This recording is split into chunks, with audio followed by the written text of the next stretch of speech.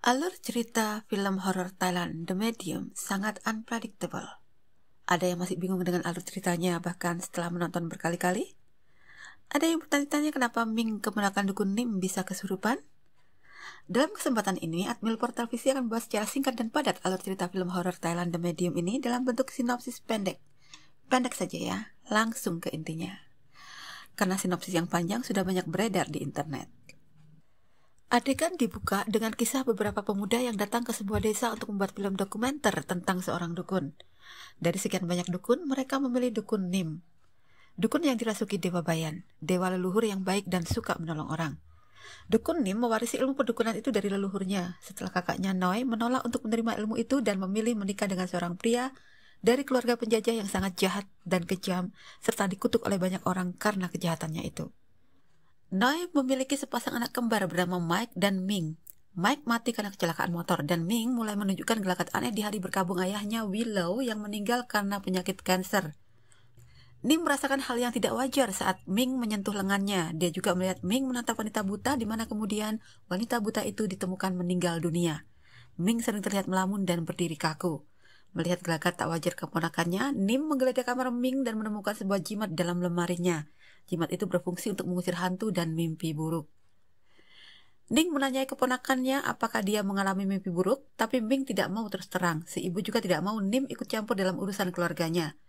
Nim menduga Dewa Bayan dalam tubuhnya akan pindah ke tubuh Ming. Tapi setelah mengetahui Mike dan Ming terlibat hubungan cinta sedarah, Nim merasa kalau dugaannya itu keliru.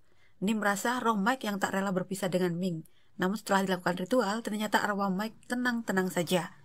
Nim jadi bingung dan bertanya-tanya sendiri apa yang membuat Ming menjadi seperti itu.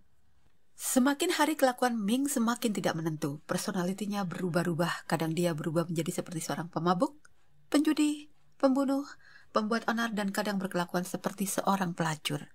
Bahkan atasan Ming di kantor melihat Ming sedang berhubungan badan secara vulgar dengan beberapa orang pria melalui kamera CCTV. Karena itu, Ming dipecat dari pekerjaannya. Ming menyangkal melakukan perbuatan asusila itu. Dia menolak untuk dipecat, tapi atasannya punya bukti rekaman kamera CCTV. Melihat perubahan sifat anaknya, Noi meminta bantuan Nim dan seorang pendeta untuk menolong Ming. Nim dan pendeta itu punya pendapat yang sama tentang Ming, yaitu dia kerasukan roh. Bukan cuma satu roh, tapi banyak roh. Karena itu, personalitinya berbeda-beda tergantung pada kekuatan roh dan sifat roh yang merasuki tubuhnya. Nim melakukan banyak ritual dan meminta dewa yang bersemayam di tubuhnya membantu dirinya menyembuhkan Ming, tapi sang dewa sepertinya tidak mau menolong Nim. Nim mulai ragu dengan kekuatannya. Demi menolong Ming, Nim dan pendeta sepakat untuk melakukan upacara pengusiran setan. Namun sebelum upacara itu dilakukan, Nim keburu meninggal dunia. Tapi ritual tetap dilakukan dengan dipimpin oleh pendeta. Mereka melakukan ritual di tempat terpencil dan jauh dari rumah.